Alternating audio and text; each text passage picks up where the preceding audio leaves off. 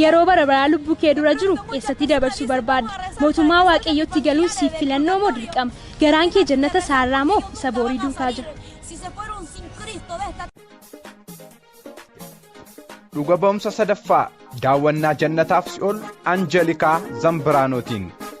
Dubbii raajii dubbatame kana dhaga'anii wanta isa keessatti caafames warri eegan attam haa gammadan. Mul'ata Yohaannis boqonnaa 1:3.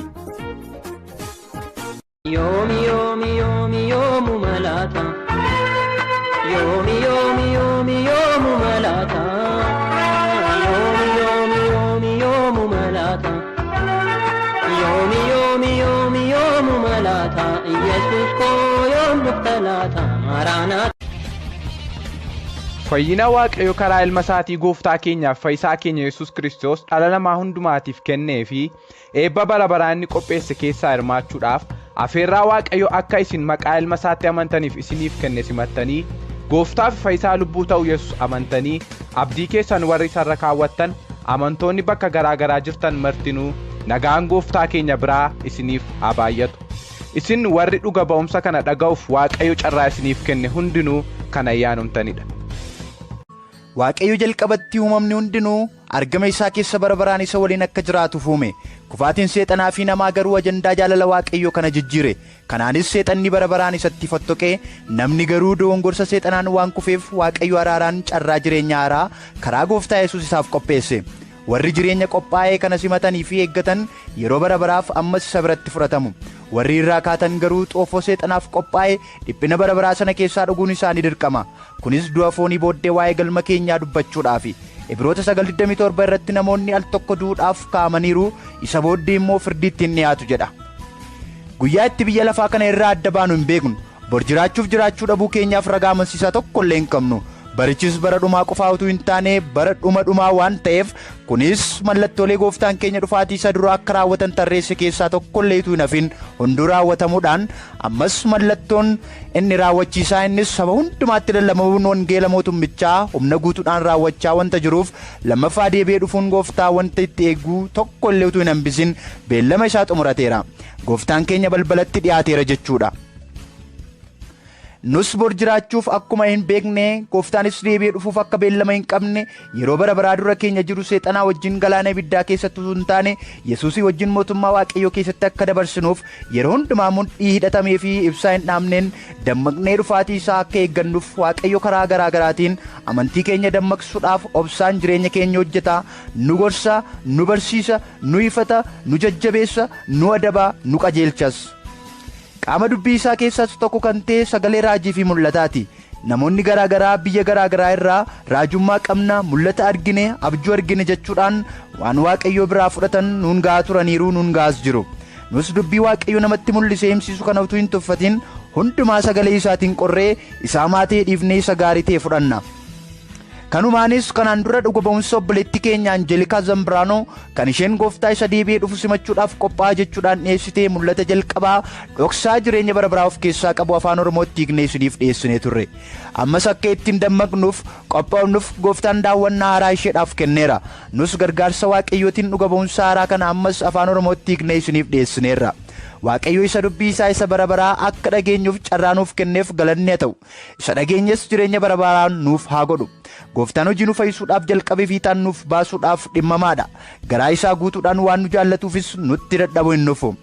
Obboloonni ergaan kun dafee ariifatee akka salphaatti saba Waaqayyo biraa akka ga'uuf tumsa garaa garaa gootan hunduu Waaqayyo ayyaanaa fi mul'ata kana caaluu isin haa eebbisu.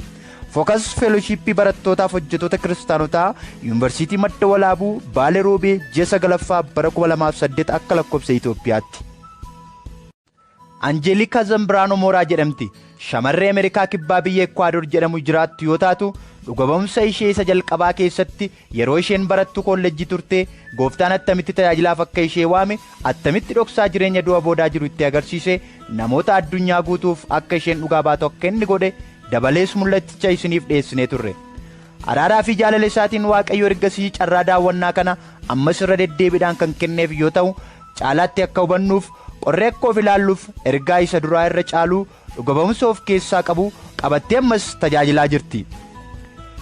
Mul'ata dhoksaa jireenya du'a boodaa kana ammas gooftaan si'a sadaffaaf akka isheen fudhatee ergaa daawwannaa jalqabaa fi lammataa irraa addatee akka isheetti argisiisee fi kanas namoota hundumaa biraan akka geessuuf ergamni isheedhaaf akka kenname ibsiti. Mul'anni kunis addumaan kiristaanota warra wangeelaa warra ofiin jedhan kan ilaallatu yoo ta'u ergaa fayyinaaf Waaqayyo biraa namoota hundumaaf dhufedha. Asirratti ibsinee darbuu kan barbaannu daawwannaan ishee inni sadaffaan kun amantootaa fi tajaajiltoota keenyaaf ergaa isa caalu of keessaa qaba jennee waan fudhanneef daawwannaa isa lammaffaa yeroof irra darbinee ammaaf isa sadaffaa kana afaan Oromootti hiiknee dhiyeessine. Guutummaa daawwannaa isheetii kana intarneetii karaa yuutuubii akkasumas barreeffamaan karaa toora marsariitii yookaan weebsaayitii www.spiritlessons.com jedhu irraa seentanii hordofuu dandeessu. Dhuga ba'umsi inni sadaffaan kun kan gooftaan yeroo isa lammataa ishee fudhate sana dhuma irratti amma yeroo dhiyootti haala ijoolleen koo keessa jiran sitti argisiisa isheedhaan jedhee turedha. Kunis viidiyoo tajaajilaa isheen afaan Ispaaniishitiin ji'a adoolessaa gaafa guyyaa 6 bara 2010 akka lakkoofsa Awurooppaatti goote Kaarl X Kavam namni jedhamu gara afaan Ingiliffaatti jijjiiree irraa fudhatamee gara afaan Oromootti hiikame. Hiikkaa kana keessatti iddoo baay'eetti jechi paasteroota jedhuun namoota waldaa kiristaanaa keessatti tajaajiluufis ta'e hojii tajaajilaa qindeessuuf iddoo duraa irra itti gaafatamummaadhaan jiran kan fayyadamamedha. Waldaa tokko yookiin iddoo lallabaa tokko yookiin feelooshipii tokko yookiin ministirii tokko yookiin sagantaa tokko yookiin waanuma kana fakkaatu irratti dura bu'aa hojii ta'ee namni yookaan namoonni hojjetu tarii paasterii, luba, hojjetaa wangeelaa, raajii, maanguddoota yookaan kan kana fakkaatan ta'uu waan danda'uuf iddoon paasterii jedhamuudhaan ibsame sun nama yookiin namoota hojii Waaqayyoo sana geggeessuudhaaf dursa irra jiran sana ibsuuf akka ta'etti yoo fudhatame ergaan dubbii kanaa caalaatti namaaf gala. Anjelikaanis dhuga ba'umsa ishee akka armaan gadii kanatti eegaluudhaan waltajjii irra dhaabbattee jirtu irraa dhiyeessuu eegalte. Turtii gaarii. Que el Señor le bendiga a todos. Les saludo con la paz de nuestro Señor Jesucristo. Que la paz de Dios esté en cada uno de sus corazones. Amén. ¿Cuántos le dan gloria a Dios?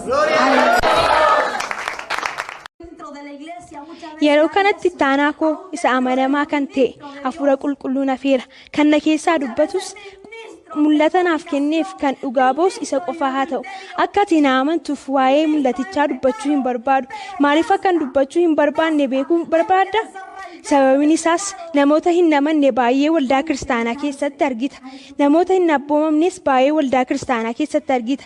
Wantoonni kun kan jiran waldaa kiristaanaa keessa waa'ee isaa dubbachuu hin barbaadu. Garuu Waaqayyoof abboomamuutu anarra jira. Mul'ata baay'ee xiyyeeffannoo fi hubannaa baay'ee barbaadudha. Yoosiif galuu ta'ullee Waaqayyo akkasiif ibsuuf kadhadhu. Fedha Waaqayyo guutuudhaafan bakka kana dhufe. Kanaan duras ta'uu ammas ani si gaddisiisee dhiifama naaf godhe. Hundumaa keessan iyyuu jaalala Yesuus Kiristoosiin sinan jaalladha. Macaafa qulqulluu keessan banadhaa.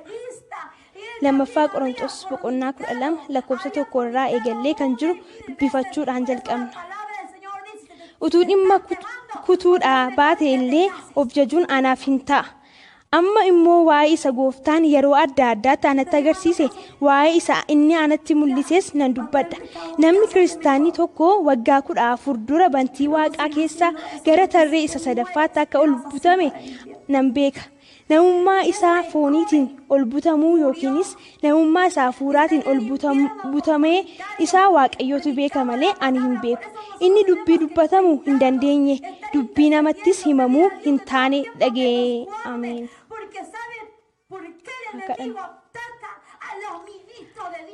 Abbaa keenya bara baraa kan taate humna hundumaatiinis kan guutte araara keef jaalala keef galanni guddaan siif haa ta'u. Waan nu gidduutti argamteef galanni guddaan siif haa ta'u. Amanummaa keef ulfaadhu. Abbaa keenya ati as nu gidduu jirta. Yeroo kana fedha keef tolle jenneerra. Ergaa kee waldaa kee bira ga'i. Akka nuti dhugaa hafuuraaf si barbaannuuf akka si jaallannuufis guyyaa hundumaa jaalala kee keessa jiraannuuf. Yaa Abbaa kana keessaa dubbatu si qofaa haa ta'u. sin kadhadha jireenya koo fi jireenya obboloota ergaa kana dhaga'anii namoota viidiyoo kana ilaalan hundumaattis yaa gooftaa dubbadhu kan dubbatu ana hin ta'in akka ati waldaa keetti dubbattuuf barbaada dubbii koottis mormeera nan morma maqaa gooftaa Yesuus Kiristoosiin hafuura qulqulluu dubbii koo hundumaa siif kenneera maqaa gooftaa Yesuusiin siif haa ta'u ameen ameen amma Yesuusiin jajadhaa sababiin isaas inni nu gidduu jira kanaaf dhugaa ba'uu nan jalqaba waan ani isinitti himu keessaa ani gooftaadhaan nagaa yaa gooftaa nan dadhabe jedheera namoonni tokko akka waan dhimma hafuuraa keessa galee baay'ee sokkeetti na ilaalu garuu an akkas miti ani akkuma keessan nama foonii fi lafee qabu garuu namoonni hafuuraan baay'ee sokkiteetti jedhanii na yaadu ani garuu nama dadhabduu dogongora baay'ee qabdudha wanta tokko akkasin hubattanan barbaada innis gonkumaa gooftaadhaan si'a tokko si'a lama si'a sadii si'a afur yookiin si'a kuma daawwannaa jireenya dura booddee kanaa naa kenni jedheenii hin beeku araara isaa guddaa irraa kan kee kana godhe yeroo baay'ee nan bo'a sababiin isaas kun waan salphaa miti dhugumattis waaqayyoon amanamuun tajaajiluu baay'ee gaariidha garuu ija jabeessa ta'uu gaafata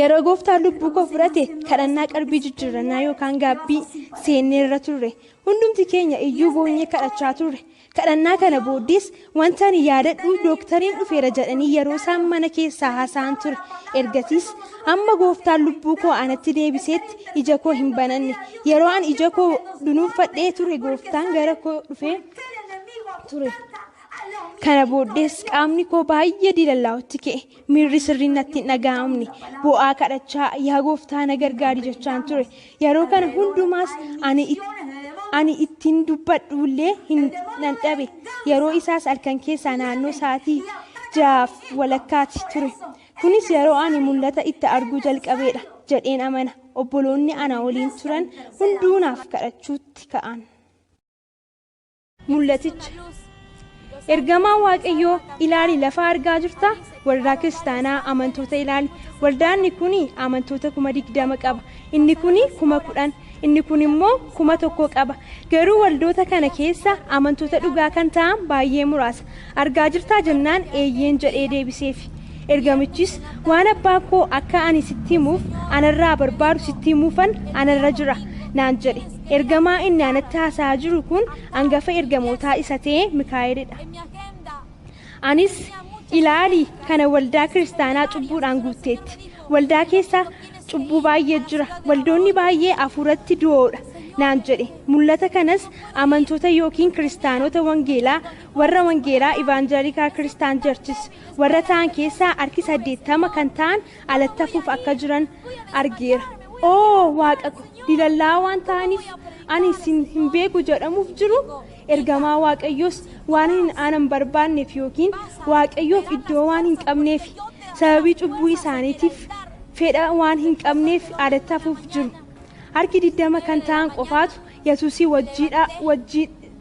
Yesuusii wajjin ta'uuf ol butamu kunis kiristaanota dhugaa qofaaf dubbii waaqayyoos kanaaf warri waaman baay'eedha warri fo'aman garuu muraasa Maatiyoos 22:14 irratti jedha amanneerra garuu waamamneerra garuu waamamuu qofaas miti fo'amuu qabna harmee koo fi namoonni ana waliin turan kan anatti himan ganama keessaa naannoo sa'aatii 3 hafuura dheeraa baafadhee achiin booda guutummaa guututti arganuu akka ni dadhabeedha wantoonni waldaa baay'ee keessatti ta'aniif meesniifan ibsa baay'inni iddoo kan fudhatee jiru waa'ee amantaa yookiin hayimaanootii isa jedhamudha sagalee waaqayyootiif abboomamuun hin jiru waldaa keessatti namoonni baay'ee itti tolee gooftaa ni waaqeffatu ni gammadu ni utaalu yookiinis ni dannasu afaan haaraanis ni dubbatu manatti yeroo galan garuu raawwatanii jijjiiramu jireenyi isaaniis akkuma seexana mataa isaa ta'a kunis waldaa keessa jira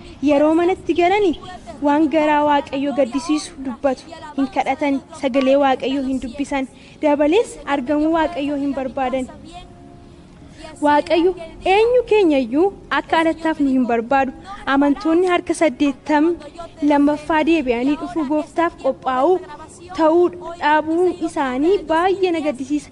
Sababni isaas waldoonni jaalala Yesuus isa dhugaatti qabamanii jiraatan baay'ee muraasa. Yeroo gooftaan Yesuus anatti dubbachaa ture ergamoonni cal jedhanii turan. Innis mucaa koo kiristaanonni akkasumaan fedha malee jiraatan yeroo ani argu lapheen koo baay'ee na caba. Karaa isaanii isa duriitti jaalala isaanii isa duriittis akka isaan deebisamaniif ijoollee kootti anaaf himi naan jedhe. Guyyoota 21f hundumti keenya iyyuu soomaaf kadhataan dhamaanee fuula Waaqayyoo barbaadaa turre. Booddees waa'een darbee dhiifnee gooftaa wajjin duratti deemna. Gooftaanis akka nu waliin ta'u dubbii isaa keessatti waadaa nuuf seeneera. Dogoggoroota karaa fuulduraatti dhufan danda'aniif hin yaadda'inaa. Kana tilmaamuu hin dandeenyu. Gooftaan wajjin itti fufna. Dogoggoroota kee ani hin beeku yoo ani ta'eyyuu inni kun homaa miti. Fuulduratti deemuu qabna. Sababiin isaas warra dhugaaf hafuuraan fedha guutuudhaanis Waaqayyoon barbaadantu argamuu isaa keessatti jiraachuu danda'a. Yaa waldaa kiristaanaa amantoota jajjabeessaa Kiristoos keessattis nu hundumti keenya iyyuu maatii tokko. Akka isin Waaqayyoon barbaadataniif isinittan hima. Isaan jajjabeessaa calluma jedhanii taa'uuraan mormaa. Waan gooftaan anaan jedhe yoon isinitti hime waldaa kiristaanaan abboommii isa kam akka isheen irraanfatte beekta? Baay'een jaalala jedhu. Warri kaan immoo amantii. Abboommii waldaan kiristaanaa keessaa irraanfatte garuu qulqullummaadha. Sagaleen koo akkuma qulqulluu ta'e isinis qulqulloota ta'aa jedha naan jedhe. Kun waan gooftaan anatti himedha. Keessi keenyatti akka alaa mul'annus qulqulloota ta'uu qabna. Garaa fi laphee qulqulluu hafuura qulqulluu itti gammade keessa boqotu qabaachuu qabna. Garaa jaalala isa guute, garaa Waaqayyoon guute. Ergamoonni anatti dhiyaatanii qophoofteettaa naan jedhan. Gooftaanis sodaa koo hundumaa waan na keessaa fuudheef eeyyee qophaa'eeran jedheen. Isaanis tole nuyis si eegaa turre naan jedhan. Daawwannaan inni amma kun isa duraa lammaffaa irra adda. Amma jannata keessaa akka duraatti hin galle. Tokkichumaan keessatti seenne yeroo ani naannoo koo ilaalu uffata bareedaa asii gadi dheeratu uffadhee akkanan jiru hubadhe. Deemuus eegalle. Jalqabattis ergamoonni anatti dubbachaa hin turre gooftaa waaqessaa turan. Takka turanis waan asitti arginuuf baay'ee waan qabnuuf waan hundumaa ilaalinaan jedhan. Anis bakka tokko kanneen ani daawwannaa koo isa jalqabaa keessatti arge. Kanneen akka abaaboo garaagaraa, maanduuba babbareedoo fi kan kana fakkaatan ilaaluuttan ka'e. Maanduuba babbareedoo sana dura yeroon darbeetti bakka ijoolleedhaan guuttee jiruun bane. Ijoolleen kun umuriidhaan naannoo waggaa 2 yookiin 3 ta'u. Ni taphatu, ni utaalu, ni faarfatu. Utuwaan isaan ilaaluu jiru ergamaan Waaqayyoo sun ilaali mootummaa Waaqayyoo warra akkasiif ta'a naan jedhe. Yaadadhu akka ani warra lapheen isaanii banaaf qofaaf ta'e. Ijoolleen kun baay'een isaanii warra ajjeefamanidha. Baay'een isaanii haadhota isaaniitiin yeroo gadameessa keessa turan ajjeefamanii ba'ani. Yeroon isaan gooftaa waaqeffatan ittuma fufeen ilaali. Akka ani hubadheettis naanna'anii taphatu. Attam akka an jedhu hin beeku. Garuu akkuma taphatanii ittuma fufanii gooftaa waaqeffatu. Yeroon gara isaanitti deemetti isaanis gara kootti dhufutti ka'an. Baay'ee natti dhiyaatan. Ergamichi Mikaa'ilis inni anatti dhiyoo ture. Gooftaan har'a ijoolleedhaaf jaalala guddaa siif kennee naan jedhe. Kanan duraas ijoollee nan jaalladha. Garuu amalli isaanii yeroo tokko na jibbisiisa. Yeroo isaan bu'an, yeroo isaan baay'ee haasa'an anatti hin tolu. Mikaa'ilis Waaqayyo ijoolleedhaaf jaalala addaa siif kenne. Yeroo gara biyya lafaatti deebitutti akkuma dammaa isaanitti taata. Isaanis si barbaadu. Atis eebba isaaniif taata. Waaqayyo maaliif jaalala kana ijoolleedhaaf akkasii keessa kaa'u beektaa? Lubbuu isaanii akkati boojituuf Si'ool keessaa ijoollee baay'ee jira. Kanan maatii isaanii akka beekaniif dubbadhu naan jedhe. Dhaloota si'anaa keessa ijoolleen jiran baay'ee of hin bulu. Maatii isaaniif hin abboomaman. Ijoolleen baay'ee hojjaadhaanis ta'u akka bakkeedhaan mul'atutti xiqqoo fakkaatu. Garuu sammuun isaanii yeroo tokko dargaggoota bira darba. Kunis maaliif akka ta'e beektaa? Karaa bara kana seexanni televezyiinii fayyadamee ijoollee baay'ee karaa irraa kaachisuuf jira. Daawwannaa baay'ee isaan ilaalan karaa tokko illee waan isaan karaa sirriitti isaan qaree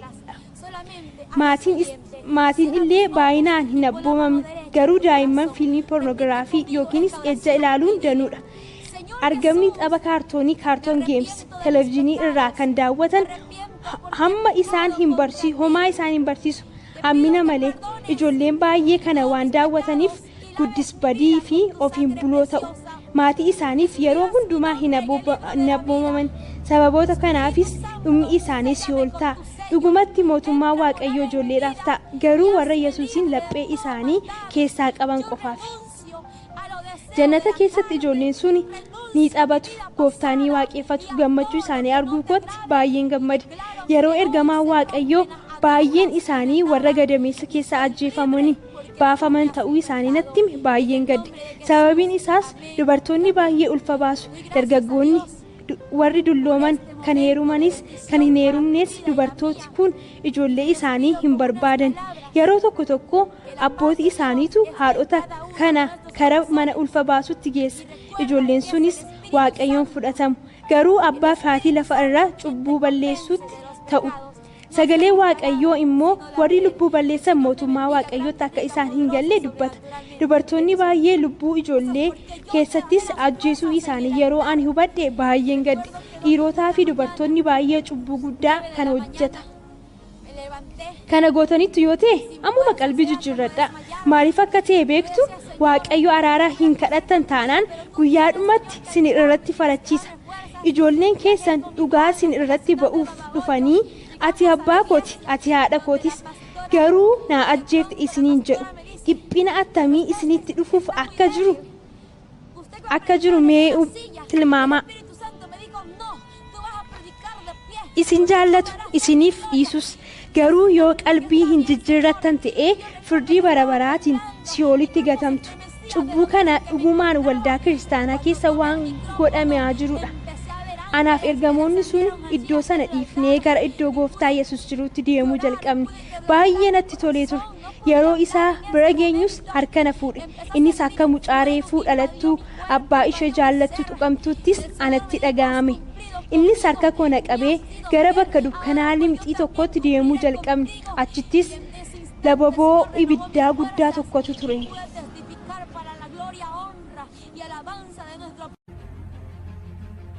Adeemsa gara giddugala si'oolitti. Gooftaan Yesuus wiirtuu walakkeessa si'ool dhaqaa jirra naan jedhe. Walakkeessa si'ool walakkeessa qaba moo jedhee gaafadheen. Eeyyee mucaako si'ool wiirtuu yookaan walakkeessa qaba. Maal akka achi keessa jiru sittan agarsiisa. Paasteroota baay'ee, hojjettoota wangeelaa, raajotaa fi ergamoonni baay'ee as keessa jiru. Namoonni kun yeroo tokko na tajaajilaa turani. Amma garuu iddoo kanatti gatamanii jiru naan jedhe. Boo'icha koo humna guddaadhaan na harkaaf futtee. Hin ta'u gooftaa, ani kana dabaree ilaaluu hin barbaadu jechuuttan kee. Deemsi keenyas itti fufeera. Anis akkan argaa jalqabeettis natti dhaga'ame. Karaa nuti keessa deemaa jirru dhiphaa fi dukkanaa'oo ta'uu isaas nan hubadhe. Seensa waan akka sibiila irraa hojjetame tokko bira yoo geenyu naaf banamnaan ol seenne. Akkuma ol seenneen sagalee namicha boo'aa jiru nagee. Sagalee isaa ol kaasee abba asii na baasi kana caalaa turuu hin dandeenye jedhee iyya ture. Anis gooftaadhaan eenyunni yaa gooftaa namoonni na tajaajilaa turan sittan agarsiisa erga jette namni kun biyya lafaa irra yeroo ture si beekuu qaba. Utuwaas si'ool jiru maaliif akka inni abbaa jedhee si waamu naaf hin galleen jedheen. Gooftaanis paastarii ture naan jedhe. Namticha akka waan wangeela baatuttis dhaabbatee qalbii jijjiirradhaa obbolootaa Kiristoos qalbii jijjiirrachuu qabdu jedha. Maaliif asitti lallaba jedhee gooftaa gaafannaan namoonni waanuma biyya lafaa irratti jiran hojjeta asit keessattis itti fufanii hojjetu naan jedhe. Yeroo kanas erga boo'ichaan erga paastarii ta'e maaliif as dhufuu danda'e jennaan gooftaan mucaako kun sababii kanaaf jedhee iskiriinii irratti jireenya isaa lafa irraa maal akka ture natti agarsiise. Biyya lafaa irra yeroo turetti baay'ee namoota kabaja. mana waaqayyoo keessatti nama qooda. Nama qooduun cubbuudha. Lallabni isaas iddoo aarsaa irraa qoqqoodaadhaan namoonni qabeenyaa qaban, namoota gurguddoo kan qarshii qaban, kan sodaa waaqayyoo of keessaa hin qabne kabaja addaa kennuudhaan qoodaa uuma. Warri sodaa waaqayyoo warra isaanii keessaa hin qabneef kabaja qooda. Ani bo'aa yaa gooftaa, nama qooduun cubbuu akka ta'e hin beekuun ture jedheen. Gooftaanis eeyyee mucaako, namoonni baay'ee waldaa isaanitti qabamanii ni tajaajilu barbaadu turan. Innis garuu akka isaan hirmaataniif hin eeyyamneef. Paastariin kun qoodaa hojjete kana irrattis qalbii hin jijjiirranne. Cubbuu isaa kanaaf namoonni baay'ee gara koo hin dhufne. Sababii inni as galeef kanaaf asumaan Si'ool keessa iyyuu dubbii koo qoqqoodaadhaan lallabaa jira naan jedhe. Si'ool keessatti namtichi kun namootatti dhiyaatee lallaba koo kana qabadhaa jechaa ture. Gara gooftaa ilaales, yaa abbaa, kana caalaa as turuu hin dandeenye, iddoo kana keessaa na baasi, kana caalaas cubbuu hojjechuu hin barbaadu, carraa biraa naaf kenni jedhe. Gooftaanis deebisee, carraa biraa hin qabdu, baay'ee yeroo sitti darbeera jedheen. Namootattis akka ani himuufis gooftaan deebisee, hojii wal qoqqooduu hin hojjetinaa, cubbuudha jedhiin naan jedhe. Anis tole gooftaa, amma ergamoota wajjin deemuu barbaadan jedheen. Utuwaan dubbadhu wanta ani hin dubbatin darbuu bira hin barbaanne gooftaan takkaa hin argine. Uffata isaas harka isaa yoo ta'e malee fuula isaa arguu hin dandeenye. Yeroo ani nan ilaala jedhutti iyyuu iji koo akka waan jaamee ta'a. Si'a baay'ee imimmaan uffata isaa irraa asii gadi lolola'u nan arga. Qobee isaas warqee irraa kan hojjetamedha. Imimmaan isaas qobee isaa irratti yeroo gadi bu'uutti waan akka cabbii uuma. Yeroo baay'ee akka mucaa xinnoo tirqinfatee bo'a. Mucaako, garaan koo baay'ee dhiphatteetti naan jedha. Cubbuu keessanitti yeroo ani argu garaan koo baay'ee gadda. Nuyis kanan jedhuufis anis ni dabalata. Baay'ee cubbuu hojjechuu keenya irraa cubbuu hojjechuu hin barbaadu. Hidhaa cubbuu keessattis nu hiikuu barbaada. Hammina fedha foonii hundumaas gannee hafuura isaatti akka nuti deebinu fedha isaati. Mootummaan isaa keessattis waan guddaa nuuf gochuu barbaada.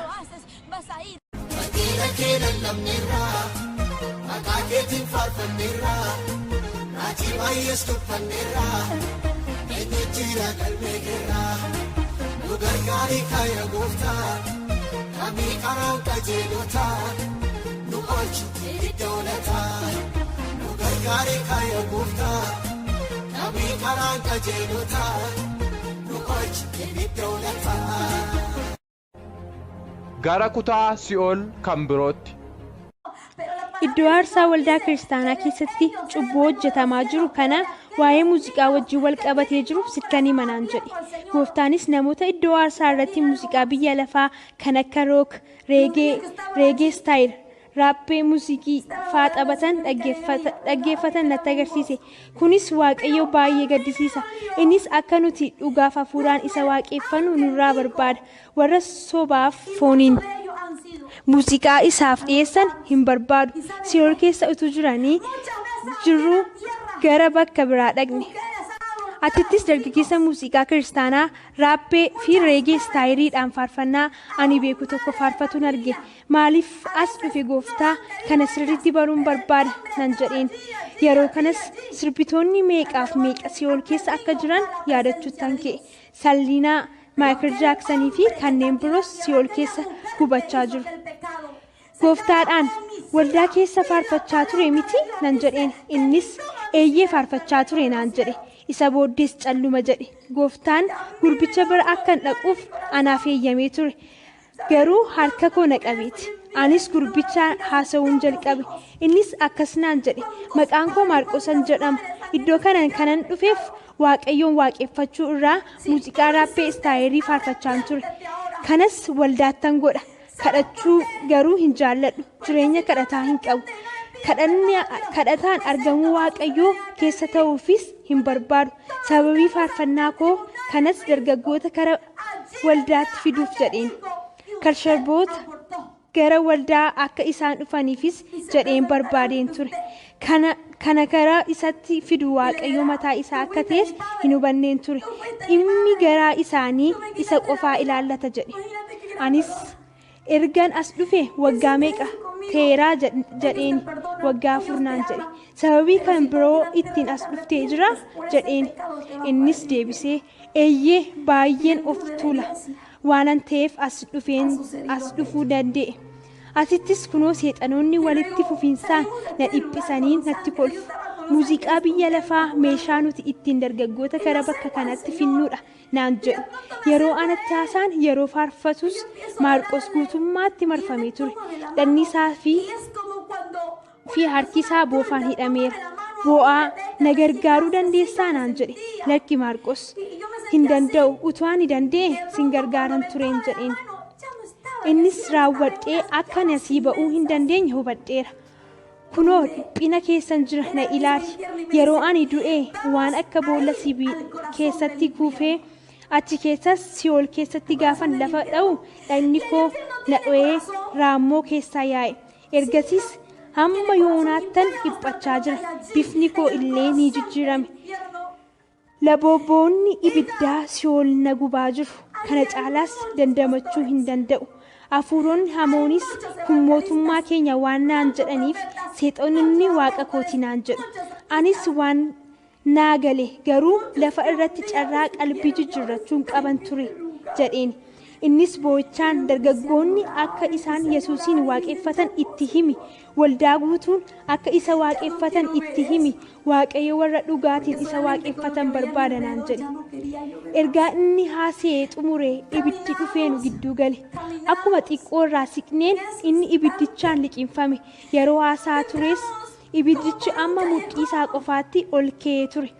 Achi jecha isa dhumaa erga inni xumuree booda garuu dhiphinni isaa akkuma duraatti itti fufe.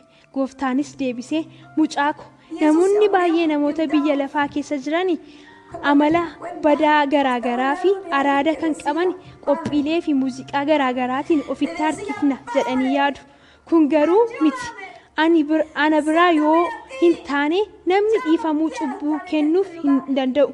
Kunis hojii hafuura qulqulluuti.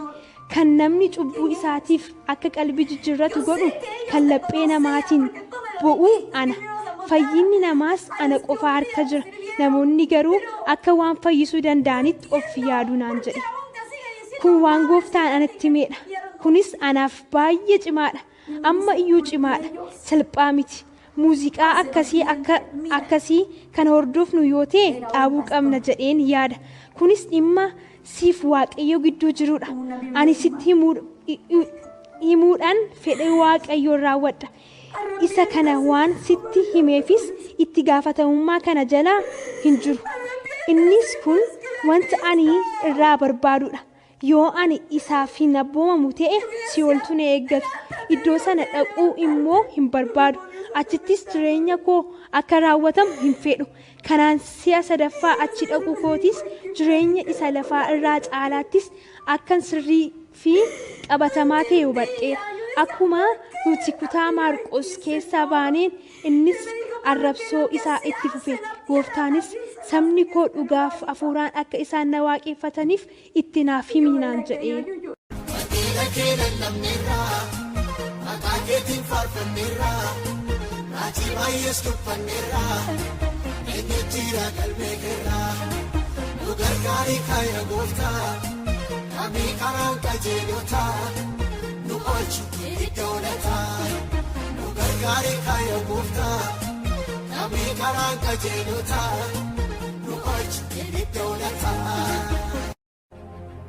Gara kutaa Si'ool kan birootti.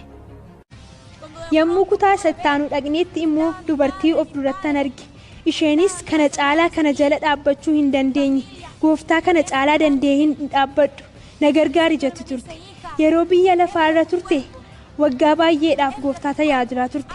Erga du'anii booda dheerina umurii gooftaa beekuun gatii argatan hin jiru. Fayyina keenya garaa keenya guutuudhaan gooftaa tajaajiluu fi jireenya keenyas fedha isaa tajaajiluudhaan arganna. Dubartii kun sagalee waaqayyoo beekti. Daldabduyyuu turte.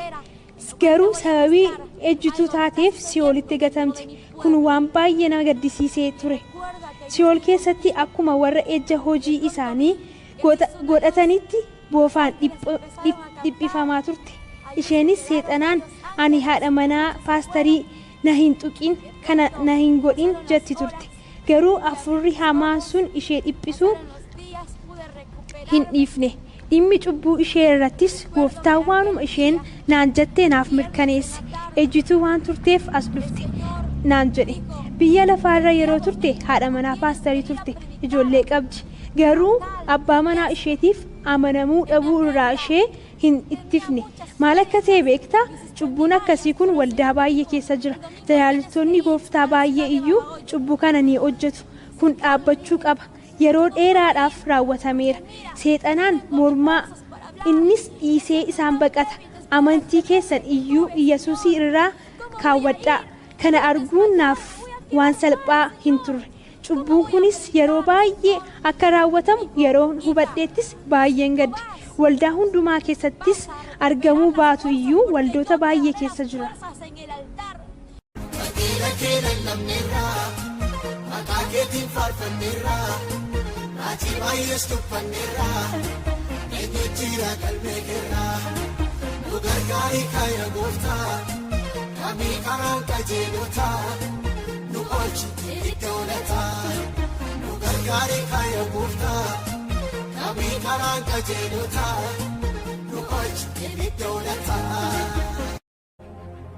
Gara kutaa Si'ool kan birootti.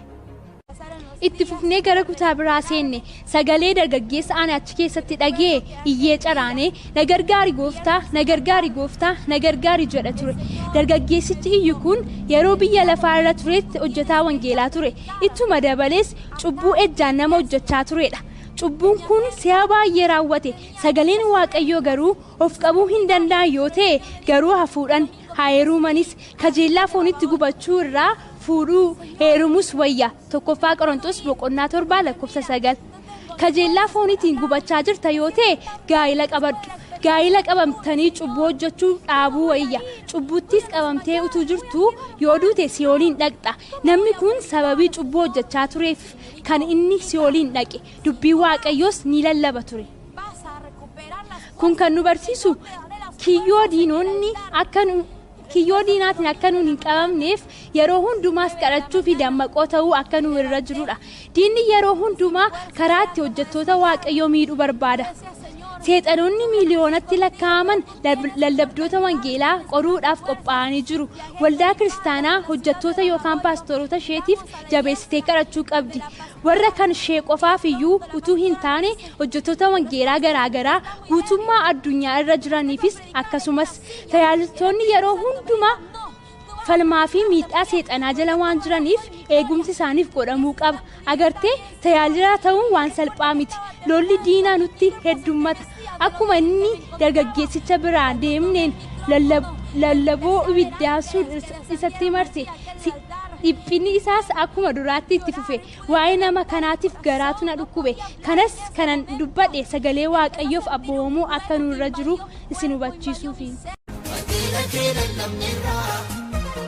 Keetiin faarfanneerraa raatii baay'ees tuffanneerraa eenyu jira galmee keerraa nu gargaarii kaaya gooftaa kamii karaan qajeelotaa nu oolchi iddoolataa nu gargaarii kaaya gooftaa kamii karaan qajeelotaa nu oolchi iddoolataa. Gara kutaa Si'ool kan birootti. Erga kutaa sanaa baanee immoo kutaa biraa seenne asittis paastariitu dhiphinaan gubamaa jira. Namtichi kun immoo harka isaatti akka nama dhugaatii alkoolii dhugaa jiru godhee jira. Yeroo lafa irra ture dhugduu ture. Anis paastariin garba dhugaatii ture Si'ool keessatti argee jedhee yaada. Waldaa isaa keessattis fakkaataadha. Namtichi kun waldaa guddaa amantoota hedduu of keessaa qabu gaggeessaa ture. Gooftaanis kan aanatti mul'isee dhuguu isaa qofaas osoo hin taane akka inni sobu akka inni ejjus. Paastarichi cinattis seexana akka dubartii isatti mul'attutu ture. Si'ool keessattis dhugaatiin isaa fi seexana isa dhiphisiisu isaatti mul'attu waliin ejjaa isaa itti fufe. Namtichi akkas naan jedhe ani paastariin ture. Sagalee Waaqayyoos lallabaan ture. Garuu sagalichaaf hin jiraanne. dhugaatii nan dhuga ture. Haadha manaa kootiifis hin abboomamne. Karaa cubbuu kootittis kana irraas gaafa tokko illee qalbii hin jijjiiranne. Namtichi kun dubbii Waaqayyoo warri haleelan fi machaan akka isaan mootummaa Waaqayyoo hin galle akka inni dubbatu ni beeka. Har'as biyya lafaa kana keessatti namoonni baay'ee dubbii Waaqayyoo ni lallabu. Garuu cubbuu keessa jiraachuu inuma itti fufu. Cubbuu dhaabanii gara mootummaa Waaqayyoo barbaaduchittis deebuutu namarraa eegama. Paastarichis akkasumaan jedhe, namoonni gara bakka kanaa akka hin dhufneef of eeggachiisi. Adaraa ibidda Si'ool jalaa akka baatuufis waldaaf of eeggachiisi jedhe.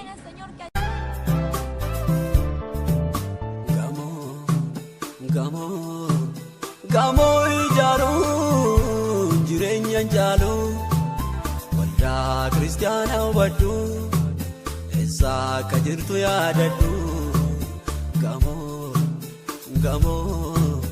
Gamoo ijaaruun jireenya jaaluu waldaa kiristaanaa hubadhu eessa akka jirtu yaadadhu.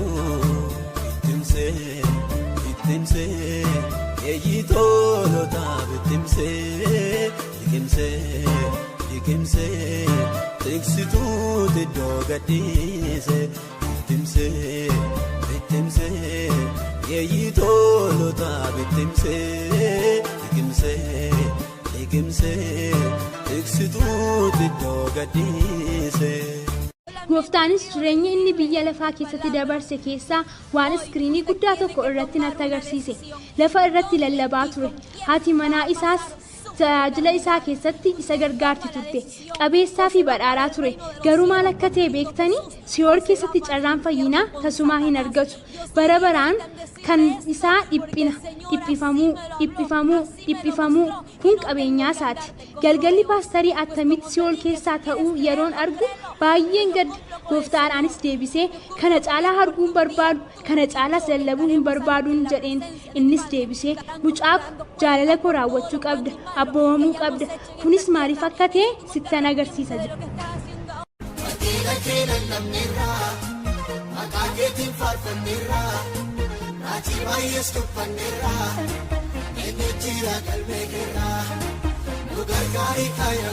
Kami karang kajenota, nu ochi idolata, nu gargari kaya mufta. Kami karang kajenota, nu ochi idolata. Gara kutaa Si'ool kan birootti. Akkuma kutaa biraatti dabarreen dubartiitu achi ture. Gooftaanis waa'ee ishee waan baay'ee natti hime. Maqaa ishee fi biyya lafa irraa eessa akka jiraachaa turte nan bare. Dubartiin kun yeroo umuriin ishee 15 ture tajaajiluuf waamamte. Yeroo sanas Waaqayyo Gooftaa ani si tajaajiluu hin geenye. Ani amma iyyuu mucaadha. Amma ani barumsa koo fixee eebbifamutti anaaf eeyyami jetteeni. Erga isheen barumsa fixee Gooftaas ammas deebisee waame. Yeroos immoo amma heerumeera. Ijoollee koo guddisuu irratti xiyyeeffachuun qaba. Amma hin ta'u jetteen. Ijoollee ishees guddisuutti gad teesse. Erga ijoolleen ishee guddatanii maatii ofii isaanii godhatanii immoo ijoollee isheetti guddisuu filatte. Gooftaanis kana naan jedhe. Bara jireenya ishee hundumaattis ishee waamaan ture. Isheen garuu naaf hin abboomamne. Waamicha ishees ni didde. Itti fufee waamicha kee hin diddaa jedhee na gaafate. Anis waa'uu Gooftaa hin didu. Garuu naaf salphaa mitiin jedheen. Innis deebisee ani si wajjin nan ta'a. Si keessa gooree kan dubbatu ana. Ani karaadha, dhugaadha, jireenyas. Ani sin gargaara, sin gaggeessas naan jedhe. Anis bo'aa waadaan galeef kan ani jedhe tole Gooftaa kan ana irratti ka'u haa ka'u. Ati akka ana wajjin taatu ergan waadaanaaf galte maaliyyuu haa ta'u ittan fufa. Galgalli koosas ta'ee asittis yeroo bara baraa dabarsuu hin barbaaduun hin jedheen. Kun amma dhiyoo waan ani paastarii keenyatti himaa turedha. Waamicha Waaqayyo jireenya koo irratti jiru raawwachuu waan ani barbaaduuf ittan fufa. Waaqayyo waa'ee jireenya koo waa anatti mul'iseera. Dubartiin ammaa kun ni dulloomti, ni duuti. Si'ooltis gatamuu ishee abboomuu diduu isheefi.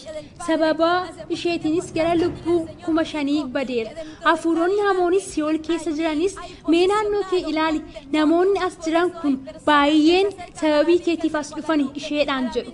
Isheenis ni boossi. Gara gooftaa ilaaltes waamicha kootiif abboomuu dhiisuu kootiif anaaf dhiisi yaa gooftaa. Deebii ati na irraa barbaadu siif deebisuu dhiisuu kootiifis naaf dhiisi jettiin turte. Har'a biyya lafaa irra namoota meeqatu haala akkasii keessa jira. Yeroo gooftaan isin waamu fi isin fo'atu abboomuutu isin irra jira. Anaan yeroo inni na waame waggaa 17 ture. Waa'ee macaafa qulqulluu waan tokkoyyuu hin beeku. Ergasiis hafuurri qulqulluutu xiqqoodhaan irraan jalaa na barsiisaa jira. Si'ool keessatti dubartiin kun waamicha ishee diduu isheetiif gooftaan araara kadhatti turte. Deebiin gooftaa garuu carraa kana kan biraa hin qabdu kan jedhu ture. Gooftaan imimmaaniin ta'e kan inni natti hime na diddaa si waameera si fo'adheera dubbii koos gara saba hundumaatti akka geessituuf hojjettu si godhadheera naan jedhe. Ergaa kana akka dhageessuuf waaqayyotu si filate. Namoonni baay'ee hin didani.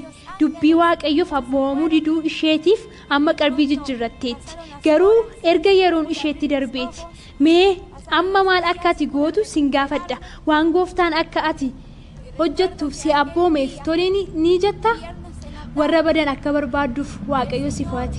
Guutummaattis jaalala isaatti qabamnee akka jiraannuuf waan nu irraa barbaaduuf fedha isaa fiixaan baasuu qabna. Kanas goonee yeroo bara baraa fuuldura keenya jiru hundumaas argamuu isaa keessa jiraanna. Kana caalaas hin didiinaa fudhadhu. Hafuurri qulqulluus si gaggeessa. Nama miti waaqayyo mataa isaatu si gaggeessa. Mee ilaali dhiphinni dubartiin kun si'ool keessatti hafuurota hamootaan dhiphattu dhaabaa hin qabu. Atis itti fufaadha. Hafuuronni kun akka isheedhaan jedhani waaqayyo sitti dubbate si waameeras. Ati garuu isaaf abboomamuu kanaaf hin abboomamne. Kanaaf hamma bara baraatti asuma jiraatta jedhu. Dubartittii biraa yeroo deemne boocha qabachuu hin dandeenye. Gooftaas lallabuu barbaaduu dhiisuu kootiif akka inni dhiifama naaf godhuun gaafadhe. Lallaba wangeelaa maaliif akka inni dhaabuu barbaade siif galeera? Sababa namoonni tokko akka waan ani raajii sobduu ta'etti na hammeessaniif. Erga ani taatee kana arge garuu kana booddee hadheessuu isaanii dhimma tokkoyyuu hin qabu. Waan barbaadan yoo jedhan iyyuu ani sagalee isaa lallabuu ittuman fufa. Gooftaanis nama hin sodaatin ana sodaadhu. Ana irra ija kee kaawwadhu. Yaada isaaniif raafamtee hin yaaddayin naan jedhe. Kanaafuu maaliif yaada waaqayyoo dhiifnee yaada namootaatiif yaaddofna? Namoonni jireenya bara baraa nuuf kennuu hin danda'an. Kana kan danda'u Yesus qofaadha. Isa qofaatu aboo kana qaba. Yaada isaa qofaaf raafamaa. Kan namaa dhiisaa. Hadheessi namootaa yoo itti fufee iyyuu kun akka inni si qabuuf hin eeyyamin. Kun si hin dhaabin. Sobaan si hadheessuu isaanii jabaatee ka'uudhaaf siif haa ta'u. Yeroo seexanni namootaan fayyadamee waan hamaa si irratti dubbachiisu waaqayyoo immoo akka ati guddattuuf fuulduratti akka ati tarkaanfattuuf itti fayyadama. Rakkinni nu mudatu cimaa yoo ta'e iyyuu Yesus nu wajjin jira. Gidiraa kana keessatti inni harka nu qaba. Hamma dhuma baraattis isinii wajjinan jira nuun jedhee. Ameen.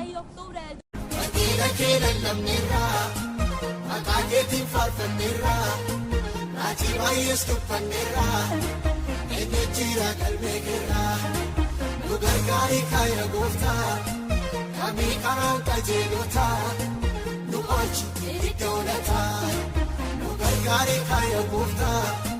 Kami karaan qajeelota nu oolchi dhaloota. Gara kutaa si'ool kan birootti. Dubartii kana biraa yeroo deemnu ariifadhee ba'ee sokkuun barbaade fiigee si'ool keessaa ba'uuf. Gooftaan garuu deebisee jaalala namootaa baay'ee amma biyya lafaa irra jiranii qabbanaa'aa deemaa waan jiruuf garaan koo baay'ee nagadde. Qorumsa ciccimaa baay'eetu biyya lafaatti dhufaa jira.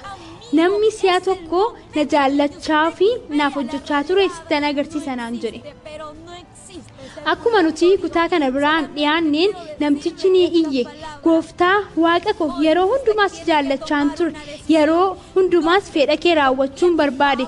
Garuu garaa walaalammiin qaban ture. Jireenya ani si wajjin qabaa'u tures dhaabbataa hin turre. Yeroo ani dubbii kee lallabu na gaggeessite. Anis yeroo siif abboomamaan ture. Deemsa keessa yeroo hundumaa si dhiiseen garaa karaa koo isa duraattan deebi'e. Yeroo ani garaa keetti deebi'uttis immoo ati iddootti na deebifta. Jireenya koo qabee dhaabuu hin dandeenye. Sababii kanaafis of ajjeese jedhee iyye. Namtichi kun nama lubbuu ajjeese ture.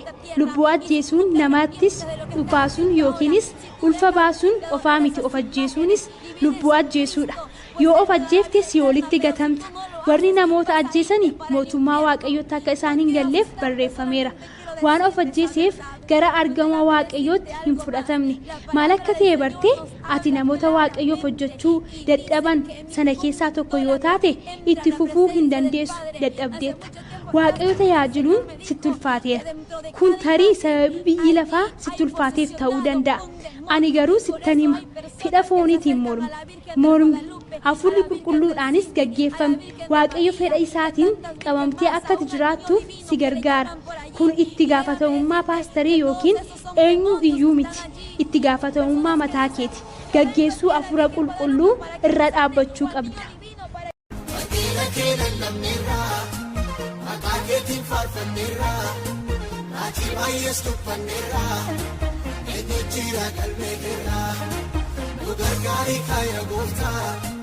Kami karaan qajeelota nu oolchi dhaloota nu gargaari kaaya gooftaa.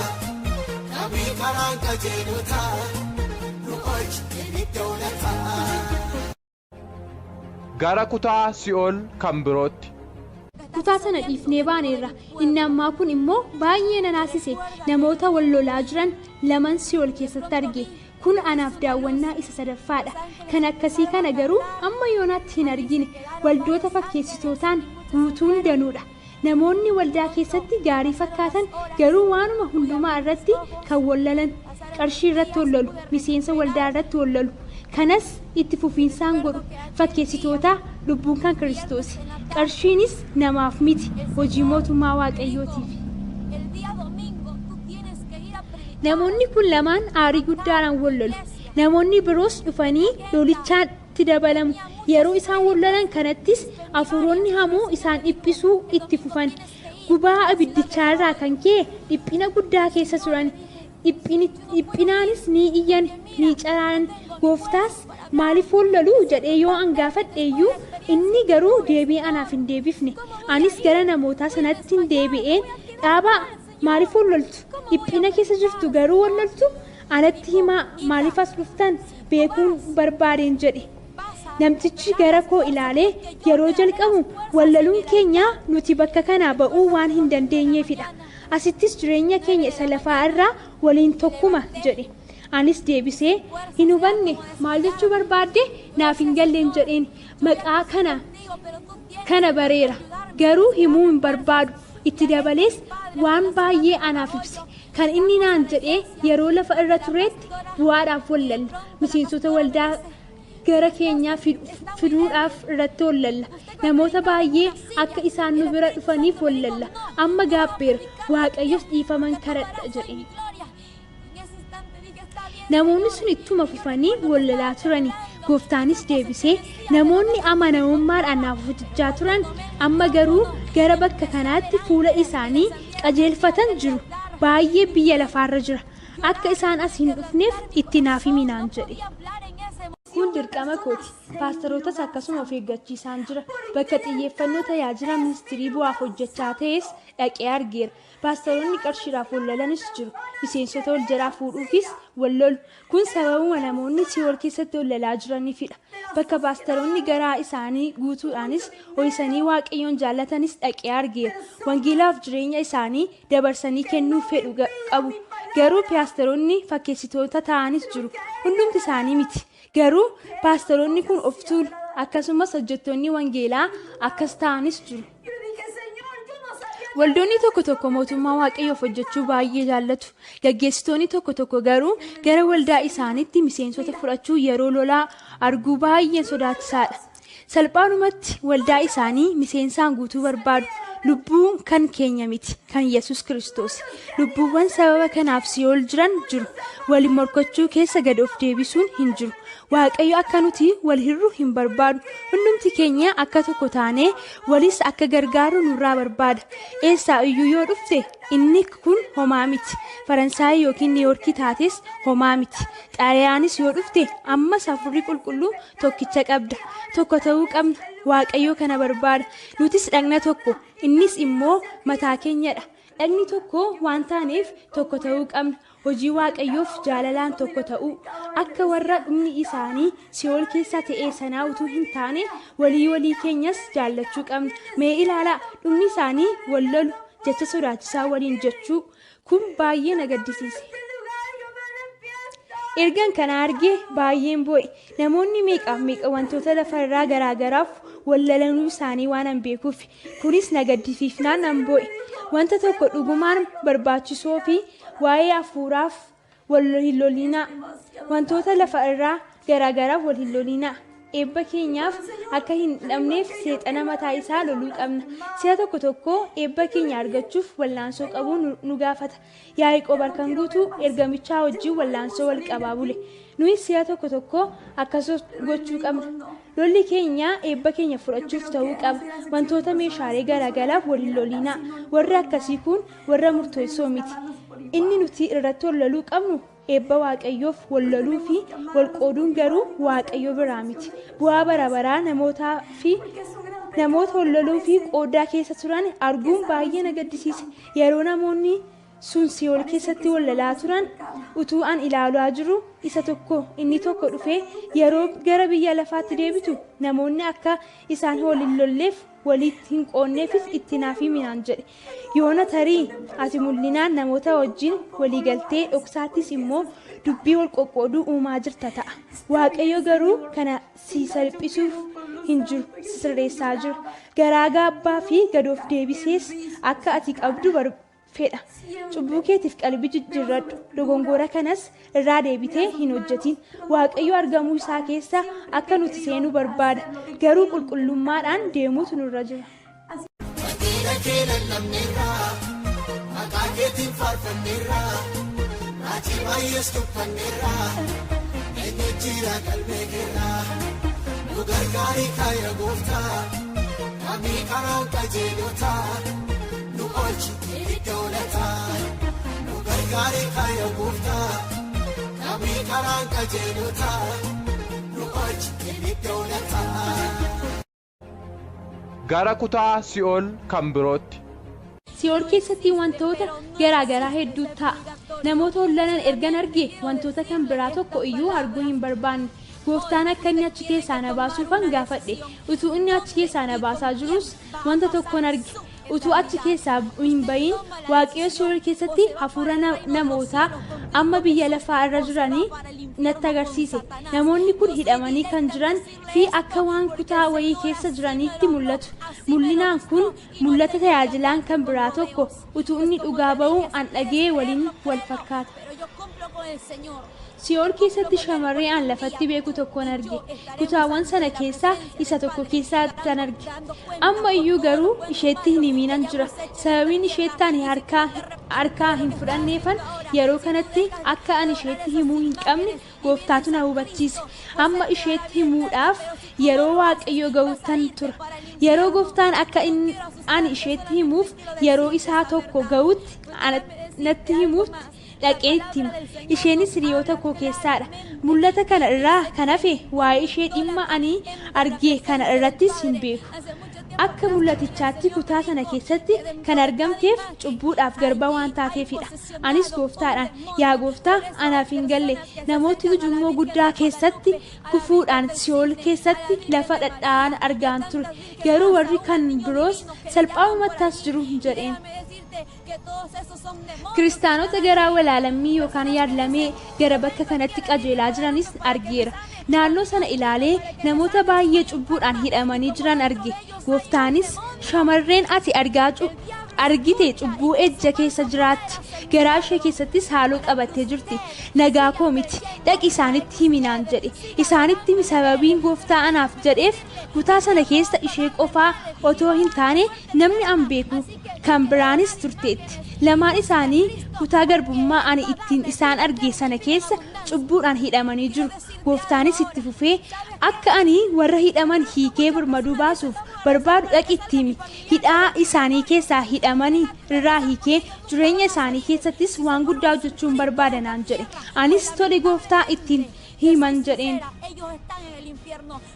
akkuma deemsa keenyatti fufnee namoota baay'ee kan waanjoo jala jiran arge kan nama gaddisiisu hundumti isaanii yeroo tokko waaqayyoon beeku turani gara bakka shamarree kan biraa tokko jirtu tan darbeera isheen jalqaba hiriyaa koo sana waliin haalumaan tokko keessa jiru isheenis bu'aa gooftaadhaan yaa gooftaa kana caalaas turuu hin dandeenye jetti gooftaanis deebisee anaan kun sammuu isheeti cubbuu abboomamuu diduu keessa jiraachaa jirti naan jedhe waa'ee ishee waan baay'ee natti mul'ise waan argite dhaqi shamarran kana lamaanitti himi naan jedhe ishee tokkotti himeera ishee kana garuu yeroo itti eegaan jira erga ani itti himeen booda garuu fudhachuu fi fudhachuu dhiisuun itti gaafatamummaa isaaniiti.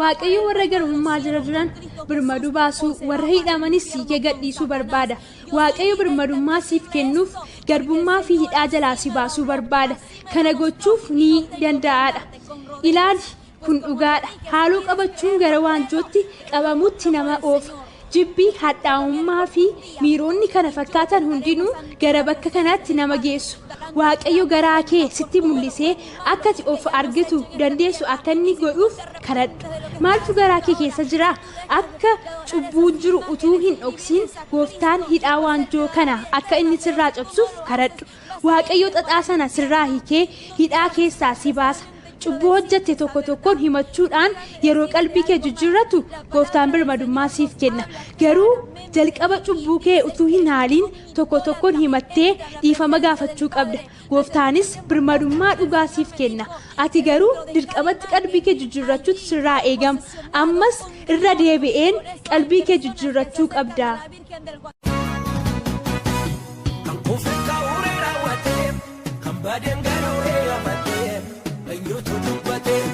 Barbaadadhu malee fuula isaa siif bal'isee jira bakka isaa siif taraarisa siif taraarama waaqayyo siif taraarama gooftichi siif taraarama ati sokki malee jarjartee gooftichoo singatu darbatee ati sokki malee ariifattee waaqayyo sinniisuu dagatee araarrisaa baay'ee baay'ataa warra cubbamootaaf dhamataa.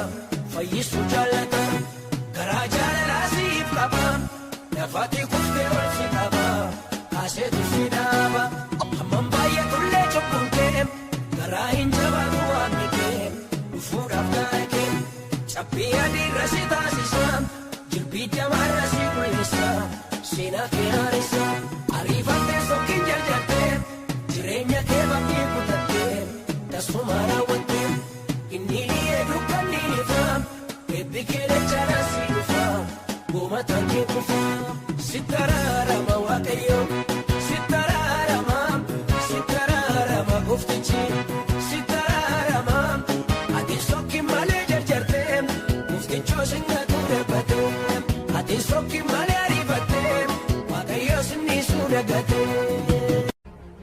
Si'ool keessaa ba'u.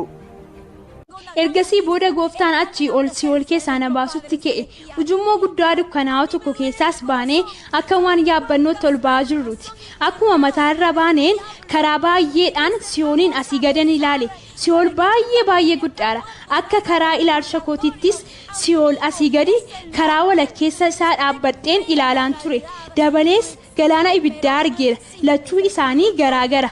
Galaanni ibiddaa si'ool jala jira kun akka ani ittiin waan ani argee ibsuudha ibiddii fi saarfariin waan akka qabee teessoo isaa battee ta'ee baay'isee guddaa ta'e keessa jirus arge qabee kana irrattis boca qaama namaa waan qabatutu jira qabeen sun galaana ibiddaati gooftaan galaana ibiddaa erga natti agarsiiseen booda achi keessaa baane isin warri sagalee kana na dhagaa jirtani mee dubbii kana akka isinii waliin hirmaadhuuf naaf eeyyamaa. Waaqayyo dhuga qabeessa waan ta'eef ergaa kana isiniin geera. Kun nuti tajaajillu waaqa tolfamaa miti, waaqa du'aas miti, waaqa jiraataaf hojjenna. Isin ofii isaatii ani raawwadhee hin jijjiiramu, ani bara baraan waaqa jiraataadha. Ani waaqa Abrahaam, waaqa Yisihaaq, waaqa Yaaqoob, ani waaqa kaleessaa, kanarraa fi kan bara baraati. Ani hin jijjiiramne hin jijjiiramus naan jedhe. Waaqa guddaa akka tajaajilu hin dagatinaa. Dhugaaf hafuuraan argamuu isaa barbaada. Fakkeessitoota hin ta'inaa. Dhugaaf hafuuraan isaaf hojjedhaa. Waaqayyo tokkoon tokkoon keessan haa eebbisu.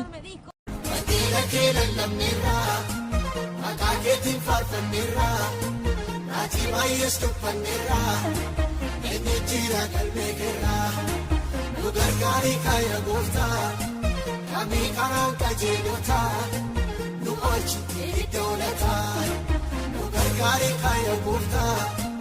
Kami karang kajelota, nu olchi idolata. Barreeffama iskiriinii viidiyoo sanaa irra ture. Yeroon fiigaa jira waaqayyo waldaan isaa qulqullummaadhaan akka adeemtu barbaada. Yeroon kamillee cubbuudhaan darbuu hin qabu. Yeroochi ammadha. Yesuusiin akka gooftaa fi fayyisaa keessanitti fudhadhaa. Garaa keessan guutuudhaan isaaf hojjedhaa. Fedha koo raawwachuudhaaf hin dadhabin jedha gooftaan. Hin dadhabin dubbiin kanan sitti hime mul'ataan kanan sitti agarsiise waan ani sitti agarsiise dubbachuu qabda. Barbaachisaadha. Paasteroonni gara kootti akka deebi'aniif barbaachisaadha. Paasteroonni waldaa ceephoodhaan sodaachisuu akka dhiisaniif sababni isaas waldaan tokko waanuma paasteriin ishee fakkaatti. Waan guddaa hojjechuun barbaada. Kanaaf anis barbaade mucaa koo waan ani sirraa eeguu fiixaan baasuu hin dadhabin waan ani sitti mul'ise hundumaa dubbachuu qabda. Addunyaa guututti waan ani sitti mul'ise himuu qabda. Addunyaa guututti sababni isaas gara qomoo adda addaattiin si erga. Waan ani sitti mul'ise lallabuudhaaf gara saba garaa garaa bira dhaqxa. Barbaachisaadha jedha gooftaan. Kan dubbachaa jiru ana hojjettuu koo kana amanaa. Isheen mucaa agartuu kootiiti. Gad of deebisuu isheen qabdu isheettan fayyadama. Ergaa ani waldaa kootiif qabu akka isheen argituuf isheenan fudhadha. Ergaan kun paasterootaaf. Waldaan tokko fakkeenya paasterii isheeti hordofti. Waldoota baay'eetu jiru kan fo'aman garuu muraasa. Waraabbiin viidiyoo kana inni jalqabaa afaan Ispaanishiitiin yeroon itti waraabame adoolessa 6 bara 2010 akka lakkoofsa Awurooppaatti. Afaan Ingiliffaatti kan jijjiire Kaarl Eskvaam. Afaan Oromootti kan hiikameef waraabame caamsaa bara 2016 akka lakkoofsa Awurooppaatti. Fookas Yuunivarsiitii Madda Walaabuu.